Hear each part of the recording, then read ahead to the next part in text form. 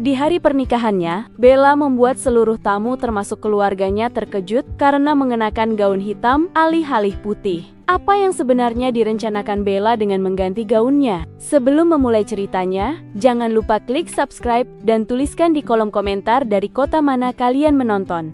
Udara di ballroom Hotel Bintang 5 itu terasa pekat oleh parfum Maha dan harapan yang disematkan pada sepasang pengantin. Ratusan pasang mata, dari jajaran eksekutif, politisi, hingga sosialita kelas atas, menanti momen agung. Persatuan antara keluarga Atmaja dan keluarga Kusuma. Dua dinasti yang hendak menyatukan kekuasaan dan pengaruh mereka di bawah nama cinta. Di tengah karangan bunga lili putih yang menjulang, di antara ukiran-ukiran es kristal yang berkilauan, dan di bawah gemerlap cahaya lampu gantung bak 1000 bintang, semua mata tertuju ke pintu utama. Musik orkestra yang tadinya mengalun lembut, tiba-tiba membahana, menandakan kedatangan sang pengantin wanita.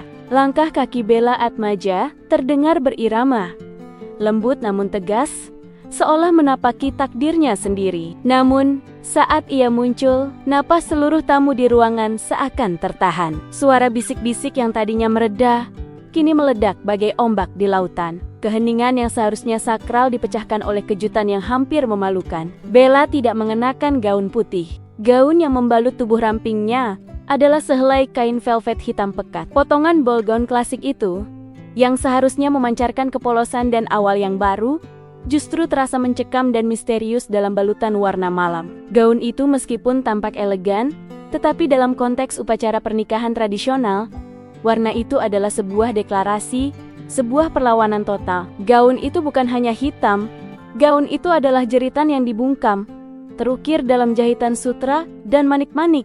Ayah Bella, Tuan Wibowo Atmaja, yang berdiri di barisan depan tampak berusaha menyembunyikan rasa malunya. Ia ingin berteriak, menghentikan aib ini, namun ia tidak bisa. Semua kamera, semua mata, sudah terlanjur merekam momen yang akan menjadi skandal terbesar tahun ini. Bella melangkah maju, kepalanya tegak, mata coklatnya memancarkan ketenangan yang aneh. Ia tampak seperti seorang ratu yang baru saja mendeklarasikan perang, alih-alih seorang pengantin yang menyerahkan hatinya. Bagi Bella, gaun hitam itu adalah satu-satunya cara ia bisa memberitahu dunia.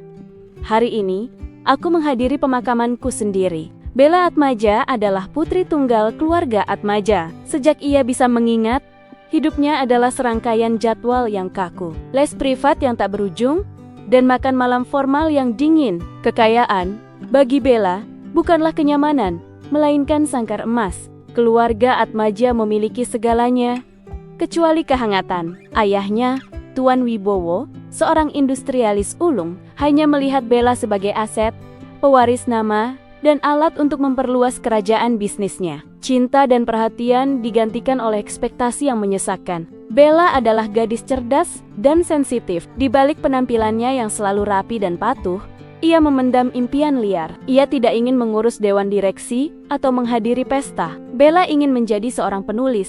Ia mencintai aroma kertas dan kebebasan untuk menciptakan dunia di antara paragraf. Namun, impian itu sepenuhnya dilarang. Seorang putri Atmaja tidak menghabiskan waktunya untuk hal-hal fana. Bella, kamu akan mewarisi sebuah kerajaan, begitu tegas sang ayah. Ketika usianya menginjak 24 tahun, nasibnya benar-benar tersegel. Pernikahan dengan Kenzo Kusuma, putra mahkota keluarga Kusuma, pemilik jaringan properti terkemuka, adalah perjodohan politik yang telah direncanakan sejak mereka kanak-kanak. Seminggu sebelum hari pernikahan, Bella merasa jiwanya terlepas dari raganya. Ia melihat wajahnya di cermin, melihat seorang pengantin yang cantik, tetapi matanya kosong. Besok adalah hari di mana Wibowo Atmaja menguburkan anak perempuannya yang punya mimpi, dan yang tersisa hanyalah Nyonya Kusuma yang patuh. Bisiknya pada bayangannya sendiri. Hanya satu orang di rumah besar itu yang benar-benar melihat Bella, bukan sebagai pewaris, melainkan sebagai seorang gadis muda yang terpenjara. Orang itu adalah Tari. Tari merupakan pengasuh Bella sejak kecil, dan kini menjabat sebagai asisten pribadi yang merangkap sahabat setia. Ia adalah satu-satunya yang berani menantang keheningan suram di kediaman Atmaja. Malam menjelang pernikahan, Tari masuk ke kamar Bella. Pengantin wanita itu duduk di lantai marmer, memeluk lututnya, menatap gaun pengantin putih bersih yang digantung di dekat jendela. Gaun itu, berkilauan oleh kristal Swarovski, tampak ironis di mata Bella. "Aku tidak bisa," lirih Bella. Suaranya tercekat. "Aku tidak bisa menikahinya." Sambil membawa kebohongan ini, Tari duduk di sampingnya. "Menikah memang kompromi, Bella, tapi dirimu sendiri jangan dikorbankan. Takdir pernikahan ini sudah pasti, tapi cara kau menghadapinya adalah pilihanmu." Bella menoleh. "Pilihan apa?" "Aku harus berjalan dengan senyum palsu, berjanji untuk mencintai pria yang belum pernah kulihat lebih dari 10 kali seumur hidupku, dan melupakan semua yang kuinginkan." "Tidak," kata Tari lembut, memegang tangan Bella. "Kamu harus berjalan dengan kejujuran. Bahkan, jika itu hanya kejujuran yang hanya diketahui olehmu, biarkan jiwamu berteriak, Bella. Ekspresikan apa yang kamu rasakan. Karena setelah ini, kamu akan menjadi Nyonya Kusuma." Ambil satu momen terakhir untuk menjadi Bella Atmaja yang sesungguhnya. Tari menatap gaun putih itu. Lalu matanya beralih ke Bella yang mengenakan jubah tidur hitam. Sebuah ide gila melintas. "Gaun itu," kata Tari, menunjuk gaun putih, "mewakili apa yang ayahmu inginkan. Tapi kamu tidak sedang merayakan, kan? Kamu sedang berduka." Malam itu, dengan ketegangan yang hanya diketahui oleh mereka berdua, mereka melancarkan aksi kecil yang berani. Mereka mengganti gaun putih itu dengan gaun pengantin hitam yang dipesan secara rahasia. Gaun yang secara teknis tetap formal dan mahal, tetapi memiliki makna yang berlawanan. Gaun itu adalah simbol perlawanan dan kebebasan batin Bella, sebuah makam bagi masa lalunya, dan mungkin sebuah kelahiran kembali yang sunyi. Kekacauan pecah pada pukul 7 pagi. Pelayan yang bertugas mengecek keadaan Bella menjerit. Suaranya memantul di seluruh lorong marmer. Tuan Wibowo langsung bergegas ke kamar putrinya, ditemani oleh tim wedding organizer yang panik. Bella sudah hampir siap, duduk tenang di depan meja rias. Gaun hitam itu membalutnya dengan keanggunan yang menantang. Rambutnya masih tergerai panjang, belum disanggul. "Apa-apaan ini, Bella?" raung ayahnya. Suaranya rendah dan mengancam, lebih mematikan daripada teriakan keras. "Kamu merusak semuanya. Kamu membuatku malu di depan semua orang. Ganti gaun itu sekarang juga." Bella mendongak. Matanya bertemu langsung dengan mata ayahnya. "Ini gaunku. Aku akan menikah dengan gaun ini. Semua orang tahu ini adalah pernikahan bisnis, bukan cinta. Aku hanya mau menunjukkan kebenaran itu." "Kamu?" Ayahnya mengangkat tangan, tetapi segera menurunkannya. Ia tahu ia tidak bisa membatalkan upacara. Pembatalan pada jam ini akan menjadi aib yang 10 kali lebih buruk. Para tamu dari seluruh dunia sudah tiba, aliansi bisnis sudah dikunci, dan denda kontrak akan menghancurkan kekayaan bersihnya. Ayahnya mengerahkan seluruh pelayan dan pegawainya untuk mencari gaun baru berwarna putih. Namun, semua butik mengatakan hal yang sama. Mereka tidak memiliki gaun putih seperti yang diminta. Tentu itu semua juga bagian dari rencana Bella dan Tari. Ayahnya merasa terjebak. "Baiklah kalau begitu," desis Tuan Wibowo, memaksakan diri tenang. "Kamu akan menikah dengan gaun itu. Tapi kamu tidak akan pernah melupakan apa yang telah kamu lakukan hari ini." Bella hanya mengangguk. Ia tidak peduli. Ia sudah mencapai titik di mana rasa takutnya telah mati, digantikan oleh kepasrahan yang dingin. Ketika Bella melangkah di atas karpet, aula resepsi meledak dengan bisikan. Para tamu saling menyenggol, menutupi mulut mereka dengan tangan, dan dengan rakus memotret gaun hitam itu. "Pemberontakan," bisik seseorang.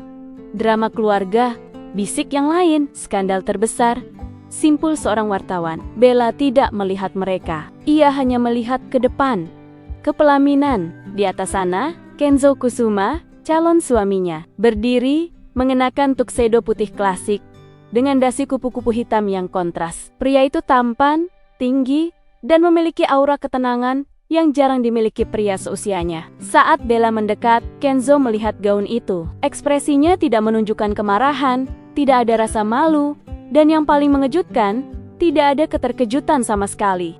Ada sedikit kerutan di antara alisnya, seolah ia sedang menganalisis sebuah karya seni yang rumit. Dan kemudian ia tersenyum. Bukan senyum formal atau senyum ramah yang biasa ia tunjukkan di hadapan publik. Itu adalah senyum kecil, hampir tak terlihat, tetapi penuh pengertian, seolah ia berkata, "Aku mengerti." Ketika Bella akhirnya berdiri di sampingnya, Kenzo mengambil tangan kirinya yang tersembunyi di dalam sarung tangan rendah hitam. Genggaman Kenzo kuat, hangat, dan untuk pertama kalinya sejak keputusan gila itu, Bella merasa hatinya berdebar.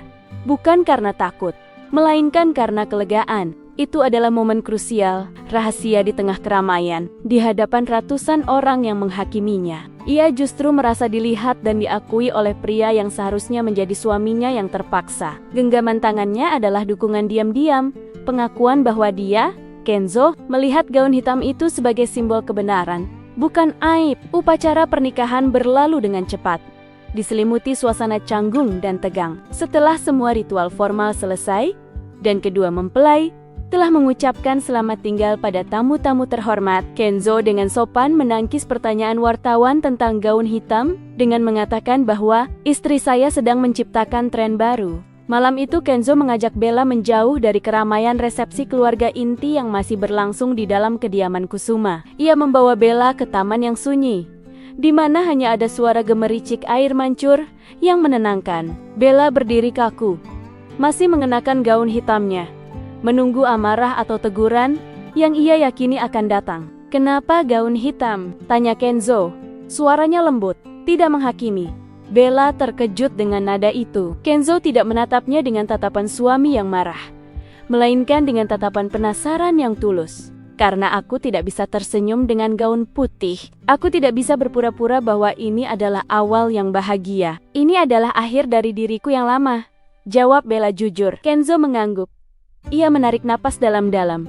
"Aku mengaguminya. Aku tahu apa yang ayahmu rasakan. Tapi, aku tidak marah." Ia berbalik, menatap bunga mawar putih yang diselimuti embun malam. "Aku akan jujur padamu, Bella," katanya. Suaranya sedikit bergetar. "Aku tidak menginginkan pernikahan ini. Ayahku menginginkan aliansi ini, sama seperti ayahmu. Aku seharusnya fokus pada pembangunan proyek-proyek baru, bukan pernikahan yang dipaksakan. Selama ini, aku hanya mengikuti keinginan mereka, memainkan peran sebagai putra yang patuh." Dia berbalik dan tersenyum. Senyum yang kali ini lebih terbuka. "Kamu dengan gaun hitam itu telah melakukan hal yang aku sendiri tidak berani lakukan. Kamu telah memasukkan sedikit kejujuran ke dalam sebuah acara yang seluruhnya merupakan kebohongan. Selamat Nyonya Kusuma, kamu sudah membebaskan kita berdua." Air mata Bella menggenang. Ini adalah momen pertama ia merasa dirinya dilihat bukan sebagai boneka atmaja, melainkan sebagai seorang individu dengan konflik batin. "Terima kasih," bisiknya. Suaranya hampir tak terdengar. "Terima kasih kembali atas keberanianmu. Itu menjadi pengingat yang menyegarkan bagi kita, bahwa kita berdua, meskipun terikat, tapi tidak mati," Kenzo membalas, matanya berbinar. Malam pertama pernikahan mereka memasuki kamar pengantin yang mewah dan megah, yang terasa asing bagi mereka berdua. Bella dan Kenzo saling bertukar pandang canggung. "Aku akan tidur di sofa di ruang kerja sebelah," kata Kenzo. "Tunggu," kata Bella. "Kita tidak perlu berpura-pura di antara kita. Kita hanya perlu berpura-pura di depan orang tua kita." Kenzo tersenyum lega. "Aku setuju. Aku tidak akan menyentuhmu, Bella, sampai kamu menginginkannya. Sampai perasaan itu ada. Jika itu tidak pernah terjadi, kita adalah sahabat dan sekutu. Kita harus memenangkan perang ini bersama, bukan?" Bella mengangguk. Gaun hitam itu terasa berat, tetapi janji di antara mereka terasa ringan. Mereka tidak tidur. Mereka duduk di balkon, diselimuti selimut tebal, dan berbincang hingga fajar menyingsing. Bella, dengan keberanian baru yang diberikan oleh Kenzo, menceritakan impian terbesarnya, menjadi penulis yang menerbitkan buku, dan menghabiskan hari-harinya di antara tumpukan kertas, membaca karya-karya sastra. Kenzo mendengarkan dengan penuh perhatian. Kemudian, ia membuka diri. Ia bercerita tentang kecintaannya yang mendalam pada musik klasik, khususnya piano. Bagaimana ia sering diam-diam bermain di studio tersembunyi, menciptakan melodi yang tidak pernah ia bagikan kepada siapapun, karena itu dianggap tidak pantas untuk seorang pewaris. "Kita sama," kata Bella, menertawakan ironi itu. "Kita berdua terkubur dalam takdir yang dibuat orang lain. Padahal kita hanya ingin melakukan hal-hal sederhana." Mereka sepakat, mereka akan menjalankan peran sebagai suami istri di depan umum. Tetapi di rumah, mereka akan menjadi sekutu. Ada rasa saling menghormati dan kebebasan yang mengikat mereka. Hari-hari berikutnya terasa seperti keajaiban sunyi bagi Bella. Kehidupan pernikahan yang ia bayangkan akan mencekik, justru menjadi ruang kebebasan yang selama ini ia rindukan. Kenzo memberikan Bella kunci sebuah perpustakaan rahasia di rumahnya. Salah satu harta karun yang ia sembunyikan dari ayahnya yang dipenuhi buku-buku langka. Setiap malam, setelah menjalankan peran mereka di acara-acara publik, mereka kembali ke rumah dan menghabiskan waktu bersama. Bella akan membaca, dan Kenzo akan duduk di sampingnya, memainkan komposisi piano yang melankolis dan indah. Terkadang, mereka hanya duduk diam, berbagi pandangan tentang buku yang dibaca Bella, atau makna dari melodi yang Kenzo mainkan. Bella menyadari, Kenzo adalah pria yang sabar, cerdas, dan yang paling penting, baik hati. Ia tidak berusaha mengendalikan Bella. "Cobalah untuk mulai menulis," kata Kenzo suatu sore, saat ia melihat Bella ragu-ragu di depan jurnal barunya. "Aku ingin menjadi orang pertama yang membaca apa yang kamu rasakan. Tulisanmu pasti indah." Perlahan-lahan, dinding es di hati Bella mencair. Ia menyadari bahwa cinta yang tumbuh di antara mereka bukanlah cinta yang dipaksakan oleh takdir, tetapi cinta yang lahir dari kebebasan memilih dan rasa saling menghormati yang tulus. Gaun hitam itu, simbol perlawanannya, ironisnya telah menciptakan ruang bagi cinta sejati untuk berkembang. Ia tidak lagi melihat Kenzo sebagai calon suami yang dipaksakan, melainkan sebagai pelabuhan, sebagai rumah. 3 bulan setelah pernikahan, saat berjalan-jalan di taman rumah mereka yang kini terasa hangat dan akrab, Kenzo tiba-tiba berhenti di depan sebuah pohon mangga tua. "Aku belum pernah menanyakan ini lagi padamu." Secara mendalam, kata Kenzo. Ia memegang kedua bahu Bella. Matanya mencari kejujuran. 3 bulan berlalu, dan kamu telah mengubah segalanya. Katakan padaku, sekarang kamu sudah lebih bahagia? Atau kamu masih merasa terkurung? Bella tersenyum. Ia meraih tangan Kenzo, yang langsung menggenggamnya erat. Kini genggaman itu terasa alami. Bukan hanya sekadar sekutu. "Aku tidak lagi merasa terkurung. Aku sudah menemukan kebebasanku," jawab Bella, menatap mata Kenzo. Ia tersenyum lembut. "Gaun hitam itu adalah langkah pertama, simbol bahwa aku ingin menguburkan Bella yang pengecut. Tapi sekarang aku sadar, gaun itu bukan hanya akhir, melainkan awal yang benar. Aku tidak lagi berjuang untuk menjadi diriku sendiri. Aku sudah menjadi diriku sendiri." Kenzo tersenyum lebar. Kelegaan memenuhi matanya. Ia menarik Bella ke dalam pelukan yang nyaman. "Itulah yang ingin ku dengar," bisiknya di telinga Bella. "Aku melihatnya, Bella. Aku melihat gaun itu, dan aku melihat kekacauan di aula. Tapi yang kulihat bukan pemberontak yang kekanak-kanakan. Aku melihat seorang wanita yang berani mengatakan tidak dengan cara yang paling sunyi, tetapi paling kuat. Kamu tidak perlu lagi berjuang." Di balik gaun hitam itu, aku melihat Bella, wanita yang aku cintai dan kagumi. Pada saat itulah Bella menyadari, ia tidak perlu mencari cinta yang ia impikan di luar sana. Cinta itu sudah berdiri di sampingnya, lahir dari kejujuran dan keberanian. Malam itu, mereka kembali ke kamar mereka. Kali ini, tidak ada kecanggungan, tidak ada janji untuk tidur terpisah. Ada cinta, ada rasa hormat, dan yang paling penting, ada pilihan yang tulus. Takdir mereka yang dipaksakan, kini mereka tulis ulang dengan hati. Tahun-tahun berlalu dengan cepat. Keluarga Atmaja dan Kusuma terlepas dari skandal gaun hitam, bersatu menjadi aliansi bisnis yang lebih kuat dari yang pernah mereka bayangkan. Bella dan Kenzo menjalankan peran mereka dengan sempurna di depan publik. Tetapi kali ini peran itu adalah kenyataan. Mereka benar-benar saling mencintai. Bella akhirnya menerbitkan novel pertamanya, yang ia dedikasikan untuk seseorang yang mengajarinya bahwa kejujuran adalah gaun terbaik.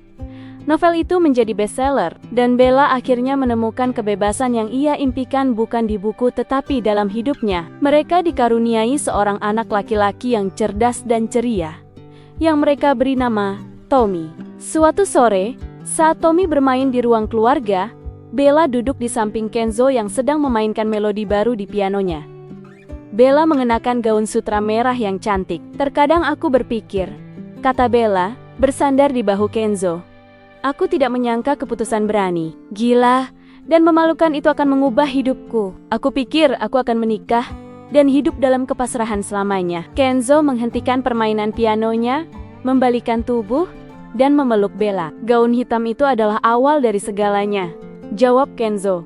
Itu adalah sumpah yang tidak kita ucapkan, tetapi yang kita penuhi setiap hari. Itu adalah simbol bahwa kita tidak akan pernah membiarkan dunia mengambil siapa diri kita yang sebenarnya. Kamu berani sayang, kamu menulis takdirmu ulang dengan sehelai kain hitam. Dan dengan berani, kamu telah mengubah takdir yang dipaksakan menjadi sesuatu yang benar-benar indah. Cinta yang lahir dari keberanian dan kebenaran. Mereka tahu bahwa meskipun dunia melihat gaun hitam Bella sebagai sebuah skandal, bagi mereka berdua, itu adalah gaun pengantin yang paling jujur. Itu adalah gaun yang menyatakan bahwa untuk memulai hidup yang benar, kadang-kadang seseorang harus memiliki keberanian untuk menguburkan kehidupan yang lama.